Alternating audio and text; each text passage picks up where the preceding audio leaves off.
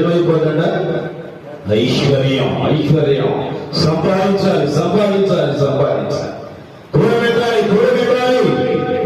ఆస్తులు అంతస్తులు ఫలములు ఇల్లు స్థలాలు వాహనములు ధనము బంగారము లోక సంబంధమైనవన్నీ, ఇవన్నీ నీ ఆత్మకు ఏ ప్రయోజనమో లేదు. వీటికి ఆత్మతో సంబంధము లేని విషయాలు. నీ వెండి నీతో వస్తుందా? నీ బంగారం నీతో వస్తుందా?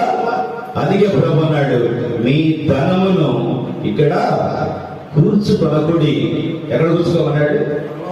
పరలోకమందు మీ ధనమును కూర్చుకున్నాడు. ఇక్కడైతే దొంగ చిమ్మిటయ్యు ఇక్కడ మీ ధనమును కొట్టివేస్తారు.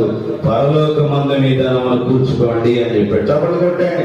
హల్లెలూయా హల్లెలూయా. మనుషుల